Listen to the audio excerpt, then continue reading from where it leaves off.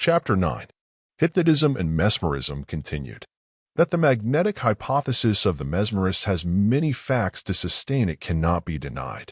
The experience of thousands goes to show that when passes are made over them, even at a distance of several feet, a sensation is felt akin to a gentle shock of electricity, which produces a remarkably soothing effect upon the nervous system, and eventually produces the mesmeric sleep. It is also known that when patients are mesmerized for therapeutic purposes, and passes are made over the affected part, the same soothing effect is produced, and pain is relieved. In fact, if we consider mesmerism solely as a therapeutic agent and study it from that standpoint alone, the fluidic hypothesis is perhaps as good as any. But when we come to study mesmeric phenomena as a part, and only a very small part, of a grand system of psychological science, when we examine it in its relations to other phenomena of a cognate character, it is found that the fluidic theory should be received with some qualification.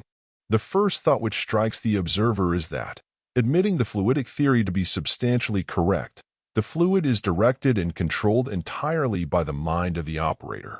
It is well known that passes affect little or nothing if the attention of the operator is distracted, from any cause whatever.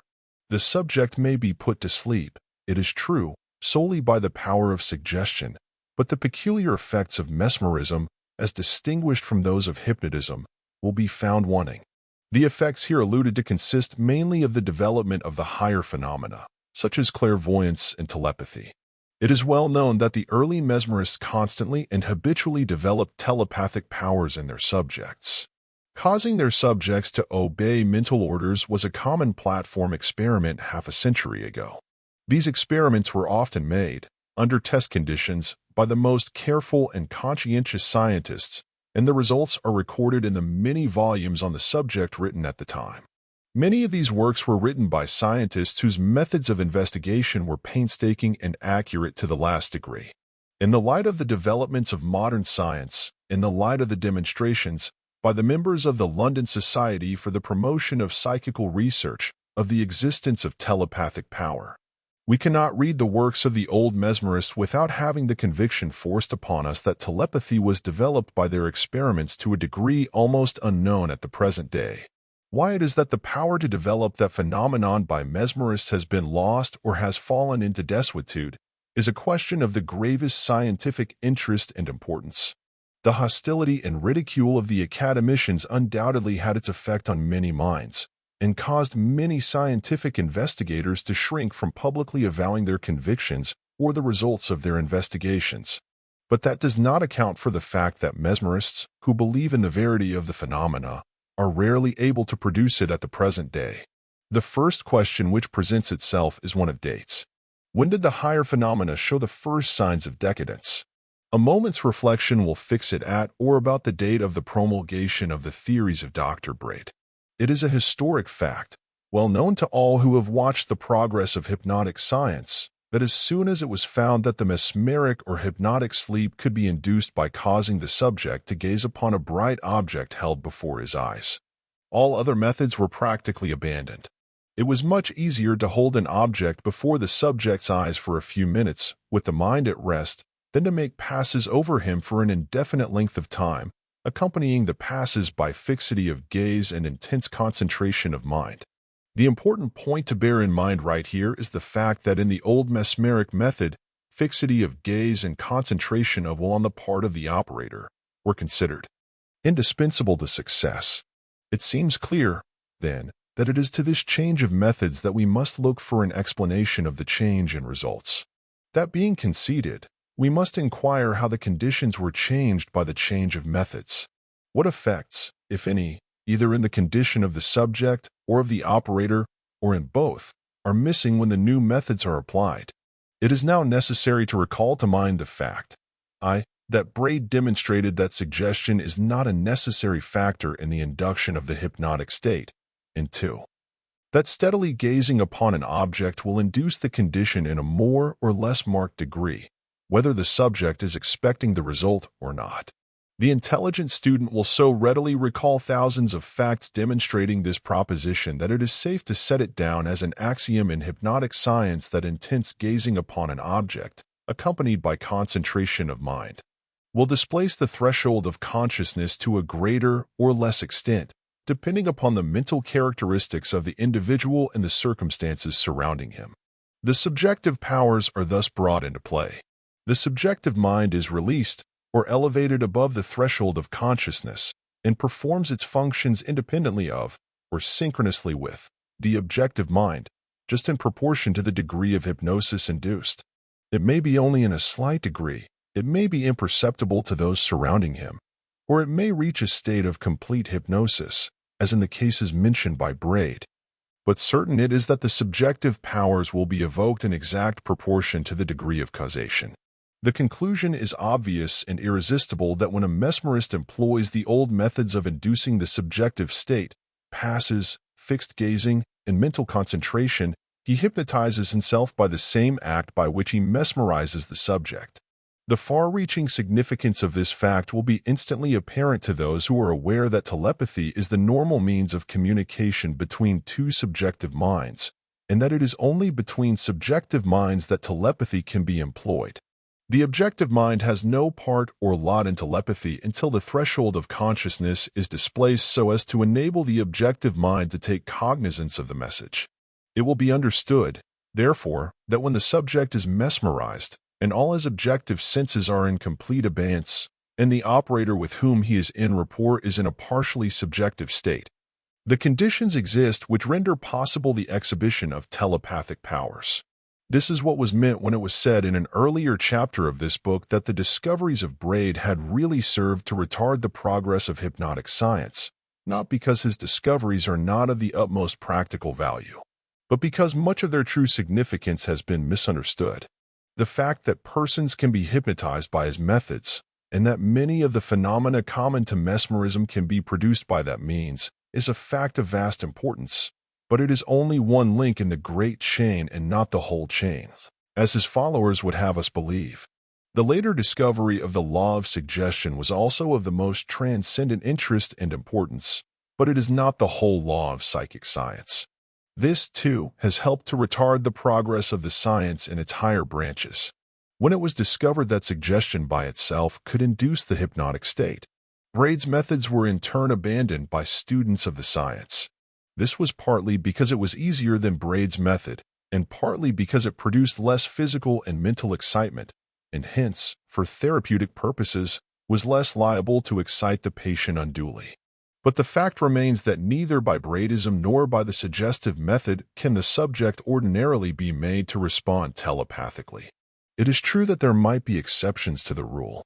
If, for instance, the operator in employing either of the methods should come in physical contact with the subject, and should at the same time happen to concentrate his gaze upon some object for a length of time and fix his mind upon the work in hand, he would be very likely to come into telepathic communication with the subject.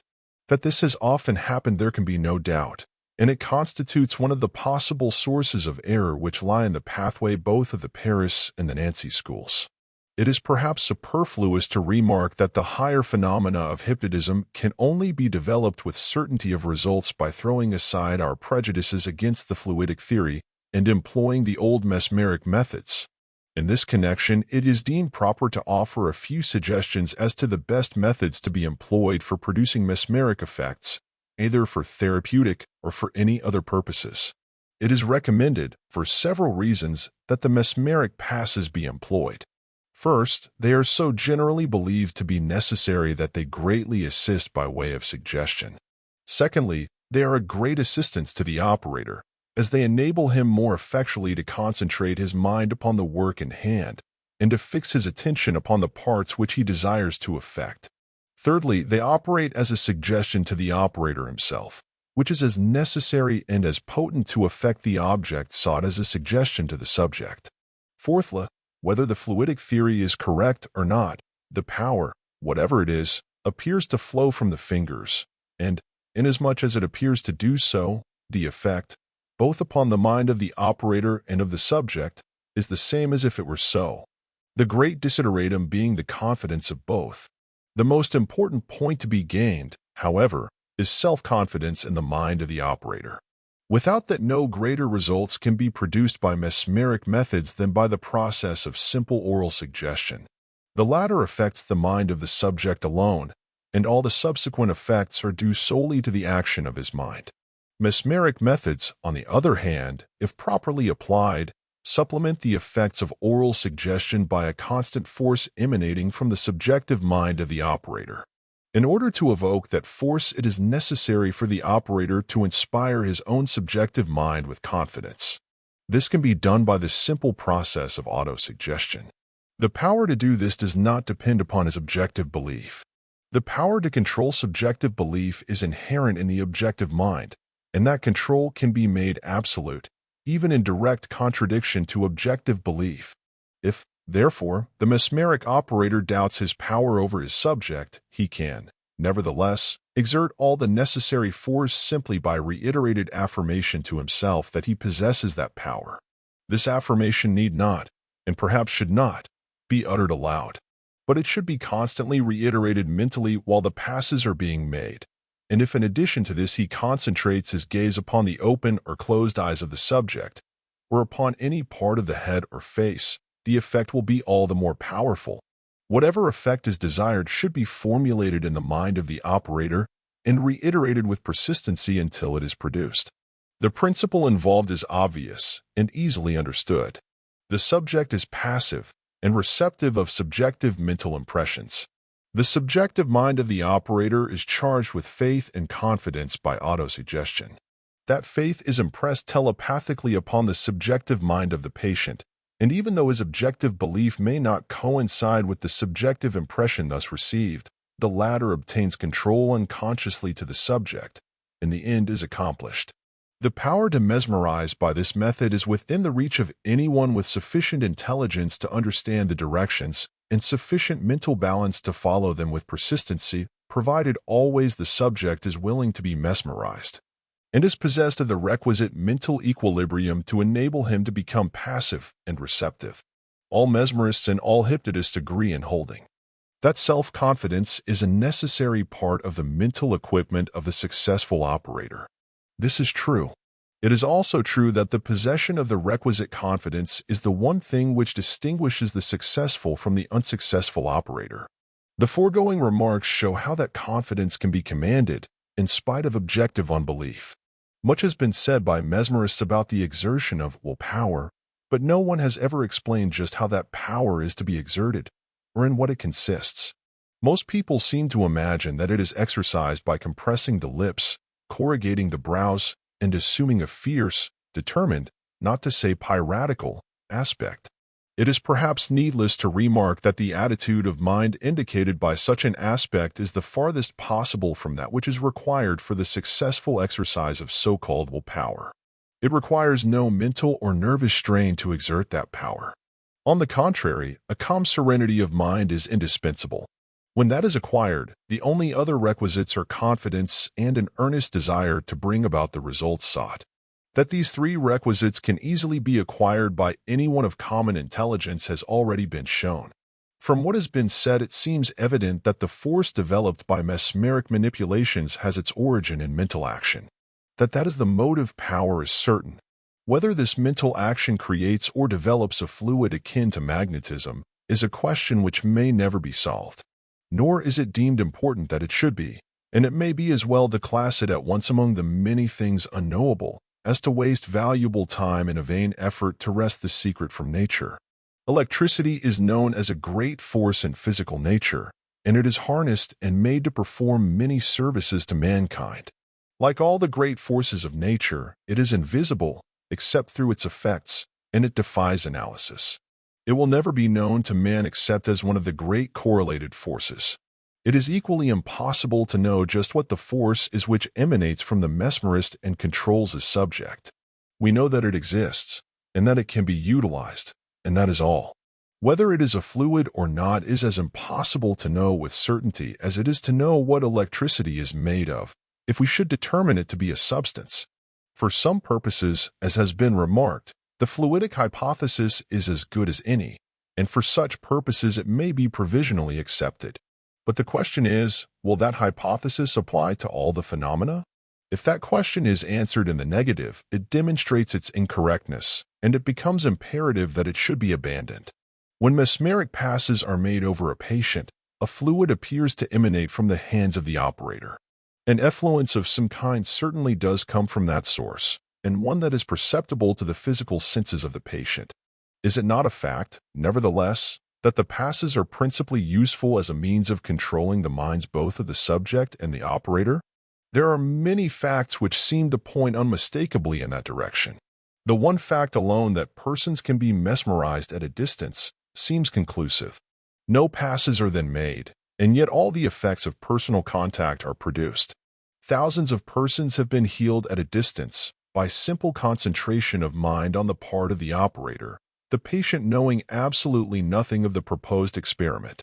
This branch of the subject will be more fully treated in a future chapter on psychotherapeutics. It is sufficient to remark now that the method of healing here indicated is, when intelligently applied, the most effective of all systems of mental therapeutics. And the significant fact is that in the majority of cases the best results are produced when the patient is kept in absolute ignorance of what is being done for him. The reason for this will more fully appear as we proceed. Again, the manner of mesmerizing animals is proof positive that the successful exercise of mesmeric power is not dependent upon passes made by the hand of the operator, for the usual method is to gaze steadily into the eyes of the animal. And this brings us to the discussion of some important distinctions pertaining to the mesmerization of animals, which seem not to have been observed by the investigators of that subject, but which show more clearly than almost anything else the line of distinction between hypnotism and mesmerism. The intelligent reader will not have failed to observe that the effect produced upon hens, frogs, crayfish, guinea pigs, and birds is purely hypnotic. The methods employed are braids. That is to say, they are purely physical, sometimes produced by sudden peripheral stimulus, as in flashing a Drummond light in the eyes of a cock, Richter. But in general, the external stimulus used with animals is tactile, as in seizing them, maul, or in causing them to gaze upon an object, as in Kircher's method of hypnotizing a cock, or in gently stroking the back, as in hypnotizing a frog or a crayfish. Each of these methods may be classified as a hypnotic process, and the full equivalent of the method discovered by Braid. The effect is also purely hypnotic, that is to say, sleep is induced, varying in degree from a light slumber to a profound lethargy. On the other hand, such animals as horses, wild beasts, etc., may be mesmerized, but not hypnotized. The processes are purely mesmeric and generally consist in gazing into the animal's eyes. The effect is simply to render the animal docile and obedient to the will of the operator. No one was ever able to put an animal to sleep by gazing into its eyes, but the most ferocious of the animal tribe may be tamed and subjected to the dominion of man by that simple process. A celebrated horse tamer, who traveled through this country a few years ago, was in the habit of astonishing and amusing his audiences by selecting the wildest horse present, walking up to him, gazing into his eyes, apparently, for a few moments, and walking away, when the horse would follow him wherever he went, apparently as perfectly fascinated as any hypnotic or mesmeric subject was ever fascinated by a professional mesmerist. A close observation of the horse tamer's methods revealed the fact that he simply rolled his eyes upward and inward, precisely as Braid compelled his subjects to do by holding a bright object before their eyes. He did not gaze into the eyes of the horse at all, but simply held himself in that attitude for a few moments, in close proximity to the horse's head, when the object was accomplished, and the horse became obedient to every command that it was capable of comprehending. It is probable that the horse tamer knew as little of the secret of his power as did the horse. The tamers of wild beasts proceed in the same manner, and probably with as little knowledge of the principles underlying the method. Now, the question arises, what is the effect thus produced on the animal? It is certainly not hypnotized by being compelled to gaze into the eyes of the operator, for sufficient time is not given to fatigue the muscles of the eye. Besides, the animal cannot be compelled to gaze at anything. Is not the primary effect, hypnotic or mesmeric, produced not directly upon the animal, but upon the man himself? It seems clear that this is the true solution of the problem. Braid has taught us that by steadily gazing at any object a man can hypnotize himself without knowing, or having it suggested to him, that it is possible for him to do so. The man, then, is partially hypnotized by gazing into the animal's eyes. The threshold of his consciousness is thus displaced. His subjective powers are brought into play, and in that condition his subjective mind is in rapport with that of the animal. The mind of the animal, being almost purely subjective, is thus dominated by the imperious will of his master, man. That telepathy is the normal means of communication between animals cannot be doubted by anyone who has observed their habits with intelligence. That man has the power, under certain conditions, to enter into telepathic communication with animals. There are thousands of facts to demonstrate. In a recent English work on the training of dogs, this subject is alluded to in the following language. As I before remarked, a man to be a first-rate dog breaker must have lots of animal magnetism. Now, I do not doubt that in nearly every man who is born into the world this faculty exists to a greater or less extent. It is the force of will that develops it, and the more it is developed, the stronger it becomes. While, on the other hand, if the will is naturally weak, and no other pains are taken to strengthen it, it falls into abeyance, and in time, I think, is utterly lost, and that's sometimes beyond recall. That there is such a power as this, no one who has ever had any experience with animals will attempt to deny. Take the horse, for instance. This is the easiest subject on which to exert the power, simply because the rider, and even the driver, is in closer contact with it than with any other animal. As an example, take two somewhat timid, highly bred young horses, and put them side by side at the tail of a flying pack of hounds. Both their riders are equally good men as far as nerve, hands, and seat are concerned, but the one is a cut and thrust, whip and spur sort of fellow, while the other is a cool, quiet, deliberate customer of sweet manners but iron will. As they cross the first half a dozen flying fences, side by side, it wants a keen eye to mark any difference in the execution. The difference, as a rule, will consist only in the different ways in which the horses land after their jumps. The one will pitch a little heavily, a little abroad, a little as if he got there somehow, but did not quite know how, whilst the other will land lightly, exactly in the right spot, and precisely as if the two partners were one. How comes this? One horse is being steered by physical power and science only, the other by a wonderful force, which joins together in two minds and two bodies. Now, see the test. Yonder waves a line of willows, and both riders know that the biggest and nastiest water jump in the county is ahead of them. Both equally mean to get over, but if they do, it will be in two different fashions. The one will compel his horse to jump it by sheer physical force. The other will jump it, if it is jumpable at all, as the senior partner of the animal he bestrides. Down they go, 60 yards apart, and each, say, has picked a place which it is only just possible for a horse to cover. Neither horse can turn his head, for, at the last stride, the velvet hands have become grips of iron. Splash goes number I. He went as far as he could, but that last 2 feet wanted just an impetus which was absent. How about number 2? The rider has fixed his eye, and his mind with it, on yonder grassy spot on the other side of the water, and, sure enough, the 4 feet are simply lifted into it by something inward, not outward, but only the 4 feet. Still, the calculation of the strung-up mind has entered into that. The stirrups have been cast loose in the fly, and the moment the hoofs touch the bank, the rider is over his horse's head, with reins in hand. A second more, the horse is beside him. Yet another, and they are away forward, without losing more than a minute. Ashton Smith expressed in so 7 any manner, but only in some manner, what I mean in his well-known dictum, throw your heart over a fence, and your horse is sure to follow. I could give hundreds of instances and anecdotes of this magnetic power of the rider over the horse, but one will suffice to prove my point. I was out for a ride one day with an argumentative friend along the road, and was on a very celebrated old hunter that had been my friend and partner for many a season. We were talking on this subject, and my friend scoffed at the very idea of such a thing as a sort of visionary nonsense. 100 yards ahead there was an intersecting crossroad, at right angles to that on which we were riding. I pulled up my horse. Now, I said, look here, I will prove my theory to you. Choose and tell me which of these roads my horse shall take. You shall ride 3 lengths behind me. I will throw the reins on his neck, and I will bet you a sovereign he goes the way I will him, and you shall be the judge whether it is possible for me to have influenced him by any word, touch, or sign. Only you must keep it a walk, and not utter a word or a sound." He made the bet, and fixed on the right-hand crossroad as being the one he knew very well the horse had never been before, whilst the two others were both roads to meets. I simply fixed my eyes and my will on the road, and when the horse arrived at the spot, he turned down with the same alacrity as if his stable had been in full view.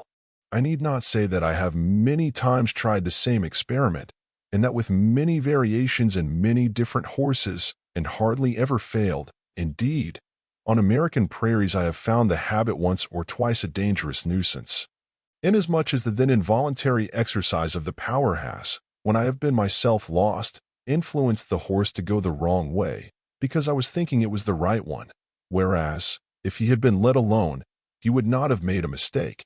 Now, this magnetic power can be used with dogs, only in an inferior degree to horses. The author then goes on to relate numerous instances, some of them truly marvelous, in which he demonstrated his power over dogs. He was evidently intelligently conscious of his power, but did not know the conditions necessary to enable him to exercise it with uniform potency. The most striking manifestations of the force under consideration are by professional tamers of wild beasts. The reason of this lies in the simple fact that they uniformly employ the means necessary to its development, namely, fixing their eyes upon those of the beast. This is the traditional method. Its potency has been recognized for ages, although the philosophical principles underlying it have never been understood. The conditions necessary for the exercise of this power are, first, the subjective, or partially subjective, condition of the operator, and secondly, his perfect faith and confidence in his power. The first is easily attained by the simple process developed by Braid. The second comes from successful practice, but may be commanded by the power of autosuggestion, as I have already shown. History is full of instances going to show that man, in the subjective condition, is always safe from harm by wild animals. The subjective powers of primitive man were undoubtedly far superior to any now possessed by anyone save, perhaps, the East Indian adepts. Before the development of objective means of communication in the form of speech, his ideas were conveyed to his fellows by telepathy. And just in proportion to the development of objective means of communication did he cease to employ, and finally lose, his primitive methods and powers. God gave him dominion over the beasts of the field and the fowls of the air. In his primitive condition he was destitute of effective weapons of offense or defense, such as have been evolved during the long ages of a later civilization. He was surrounded by a monstrous fauna, capable of annihilating the present race of civilized mankind, could it be suddenly resurrected and turned loose in its old numbers and haunts. In what consisted the power of primitive man to assert and maintain his God-given dominion over the monsters of his day and generation? It must have been the same power which is now exceptionally exercised by the artificial displacement of the threshold of consciousness, thus developing in a small degree his long-dormant subjective powers. His dominion was then a true one, all-potent, and far more perfect and effective than it is today, with all the appliances of civilization at his command. Facts of record are not wanting to sustain the proposition that man in a subjective, or partially subjective, condition is safe from the attacks of wild beasts.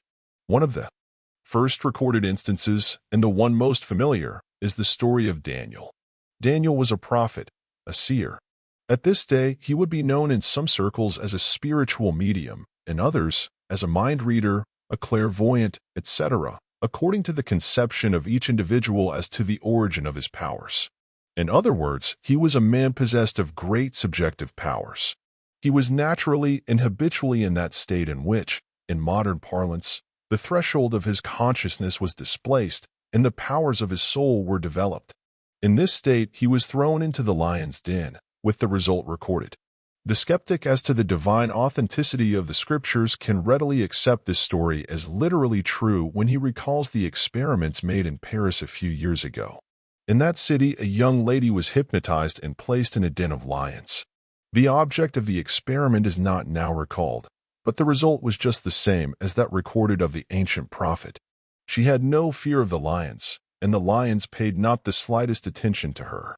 The adepts of India, and even the inferior priests of the Buddhistic faith, often display their power by entering the jungles, so infested by man-eating tigers that an ordinary man would not live an hour and remain there all night, with no weapons of defense save the God-given powers of the soul. The power of idiots and persons afflicted with certain forms of insanity to tame and subdue animals has often been remarked. In such persons, the objective mind is either wholly or partially in abeyance, and the subjective mind is proportionally active. Their immunity from harm by animals, however ferocious, is proverbial. Volumes might be filled with facts showing the power of the subjective mind of man over animals, but enough has been said to demonstrate the fact that the power exists, and that under certain well-defined conditions it can be exercised by any person of ordinary intelligence. It is believed that enough has been said to show the source of the power developed by mesmeric processes, as distinguished from the results of hypnotism. It has been seen that the primary source of power is in the mesmerist, that it is developed by processes which place him in the same condition as, or in a condition cognate to, that in which the subject himself is placed, and that when these conditions exist, and just in proportion to the perfection of these conditions, can the phenomena of telepathy, clairvoyance, and all the higher phenomena of subjective activity be produced. The difference between the effects of mesmerism on man and animals is one of degree only, and the difference of degree is determined only by their difference in intelligence. The laws are the same. When a man is mesmerized, his subjective mind may be stimulated to activity, whether his objective mind is completely in abeyance or not. If it is completely in abeyance, the subjective phenomena will be all the more pronounced and complete. But when an animal is put to sleep, little or no subjective phenomena can be exhibited, for the simple reason that he has not the power of speech, and his intelligence is otherwise limited. The same law also governs the production of hypnotic phenomena in men and animals alike. An animal can be put to sleep by hypnotic processes, but he cannot be made to exhibit subjective phenomena during that sleep, owing solely to the limitations of his intelligence. He is not capable of receiving and understanding a suggestion. Besides, in hypnotism, as has been shown, there is no telepathic rapport existing between the operator and the subject. Consequently, the phenomena which may be exhibited through or by means of mesmeric processes, which grow out of telepathic rapport, cannot be exhibited in hypnotism. It may be thought that the laws governing the production of mesmeric phenomena show that the law of suggestion is, after all, limited in its scope and application. This is not true, except in the sense that suggestion, as has already been shown, is not a necessary element in the induction of the hypnotic state. The proposition that the subjective mind is constantly amenable to control by suggestion is not affected in the slightest degree by mesmeric phenomena. On the contrary, they distinctly prove the universality of that law. Suggestion is not necessarily limited to oral communication, nor is it necessarily a communication which can be taken cognizance of by means of any of the objective senses. Telepathic communication is just as much a suggestion to the subjective mind as is oral speech. Indeed, telepathic suggestion is often far more effective than objective language, as will be clearly shown in a future chapter on the subject of psychotherapeutics. Hence the power to mesmerize at a distance. In such cases, however, it seems to be necessary that the operator and subject should be by some means brought into telepathic rapport. When that has been done, especially when the rapport has been established by the subject having been previously mesmerized by the same operator, it is perfectly easy to mesmerize at a distance. In such a case, no previous arrangement is necessary. The suggestion is then purely mental. But it is suggestion, nevertheless, and demonstrates the universality of the law. Numerous instances of the exercise of this power by purely telepathic methods are cited in the able work on hypnotism by Professor Bjornstrom, to which the reader is referred for particulars. One further remark should be made regarding the power to mesmerize at a distance, and that is, that it depends solely upon the faith and confidence of the operator. Distance, or space, as it is cognized by our objective senses, does not appear to exist for the subjective mind. There is, therefore, nothing in distance per sc to prevent the full effects of mesmeric power from being felt at the antipodes just as plainly and effectively as it is in the same room. We are, however, so in the habit of regarding distance as an adverse element that it is difficult to overcome the adverse suggestion that it conveys. When this principle is once understood and fully realized, there will be nothing to prevent an operator from exercising his power at any distance he may desire.